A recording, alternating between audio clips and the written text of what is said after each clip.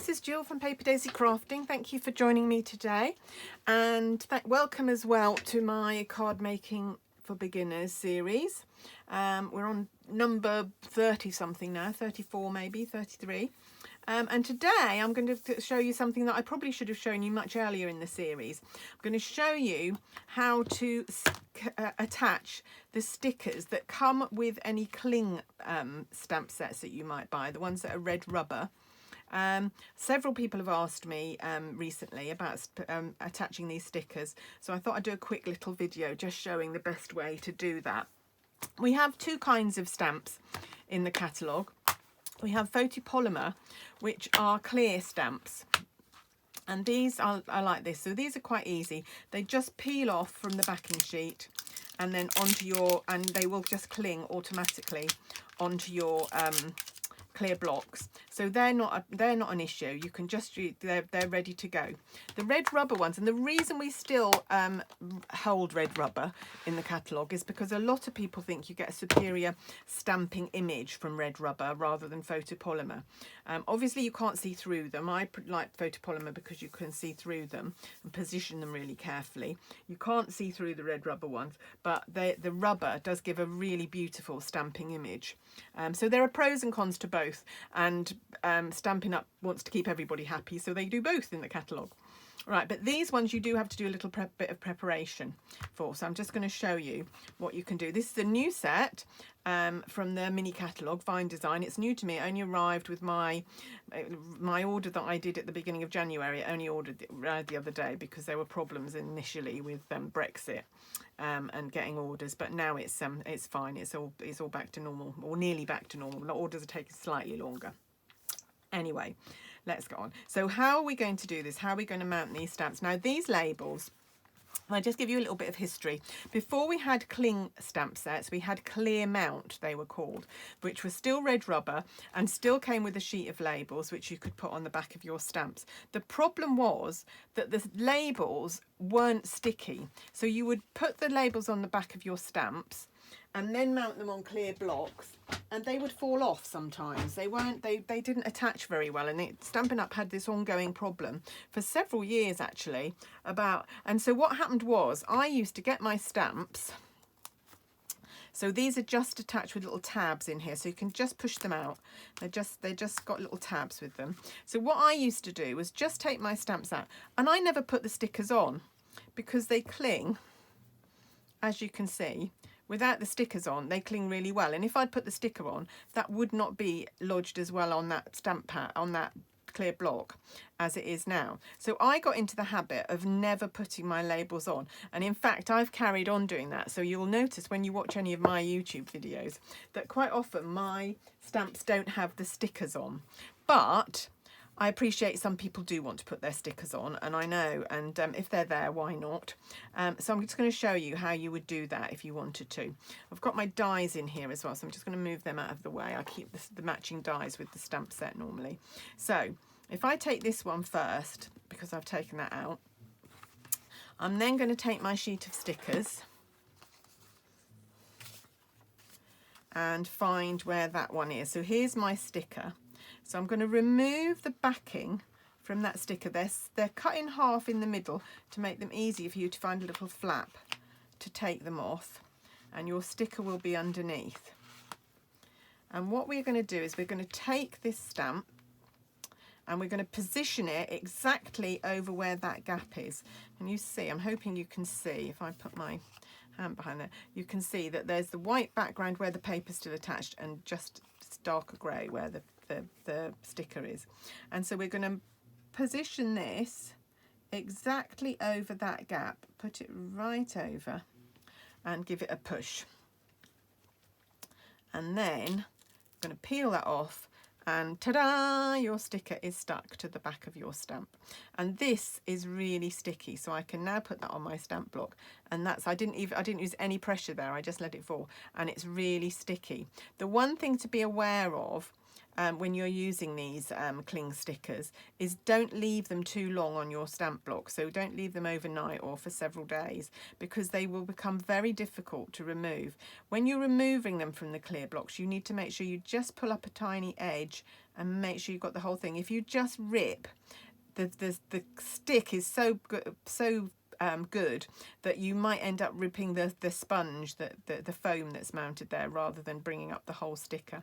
So just be warned. One of the things that I tend to do, if I want to leave a stamp mounted, because maybe I'm going to come back and do the video, I've made a card with it and I'm going to come back and do the video later that week, I might put a bit of post-it underneath. So these are just post-it tabs. So if I put a bit of post-it underneath, it still holds on the block fine, but that means when I come back to it, I've got a little bit of leverage there to pull my stamp up off my block.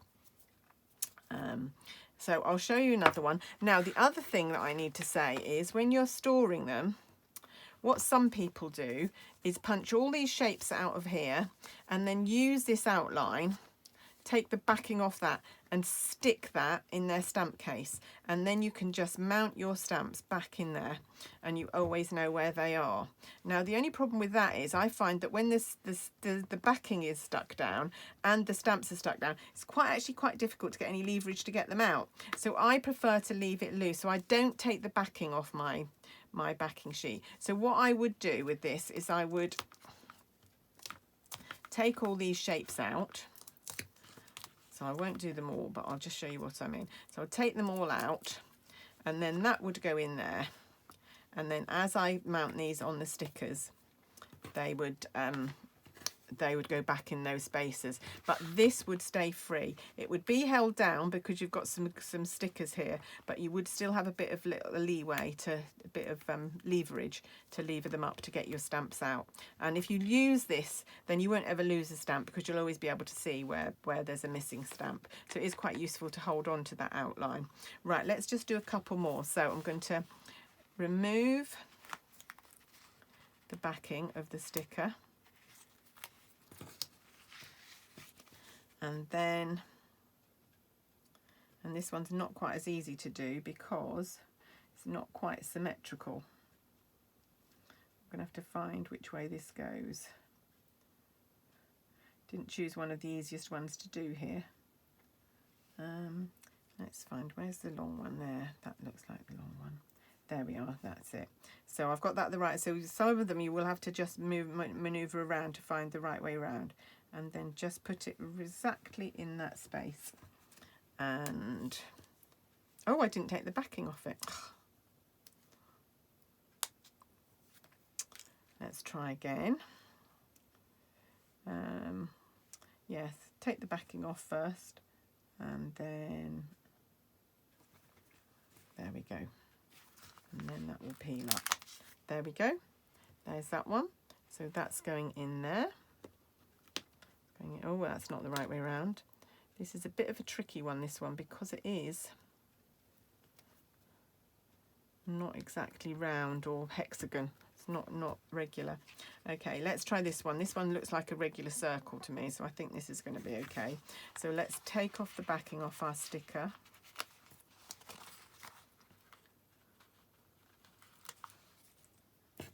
And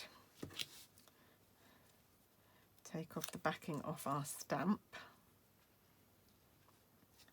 and then you might just want to line I think this one is more or less symmetrical, so you might just want to line the petals up, but it's not going to be any big deal lining that up. And there we are. That one goes there. Let me get rid of that. Oh, I've got some little bits here that have come off as it's been cut. So I'm just going to get rid of them. There we go. And this one goes in here, like I say, more or less symmetrical. And then the last little flower here. And then what I will do is I will do a couple of the odder shaped ones just to show you. So this one, is this more or less symmetrical? Might need to, I think that's the right way round for that.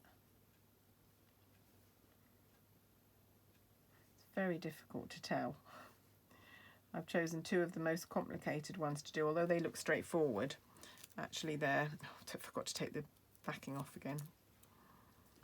Luckily, that if you do that, that doesn't stick to the sticker because it's got a kind of covering on it, so it won't cling to the to the stamp. There we go. And then what I'm going to do is I'm going to do congratulations. Do one of these long thin ones. So take the backing off, get rid of all these little stringy bits that are just a result of it being die cut. It's just part of the as it uses the machinery. So we've got congratulations. We'll remove the sticker from congratulations. And then, so exactly the same process. So I would suggest starting at one end and positioning that, and just hold it above until you're sure you've got it lined up. Don't rush this process. And then, there we go. Good. And again, we've got some little bits lurking there that I don't necessarily want. And that will just fit into that, back into that space like that. And then should I just do one big one? I'll do the biggest one, which is the leaves. I will go back and do the complete set when I finish this, because I don't like it half being done and half not. I don't mind a set where none of them have done, but I'd like to finish this set, but I won't do it on camera because it'll take too long. Right, and this one, so I'm going to line up this end of the branch here and make sure it lines up there as well. So it's slightly more tricky with a bigger stamp, but you just gradually press it down as it lines up, like so. And then just peel it off. And there we are. Beautiful, there's your sticker. And again, very, very sticky. And that goes, get that down here,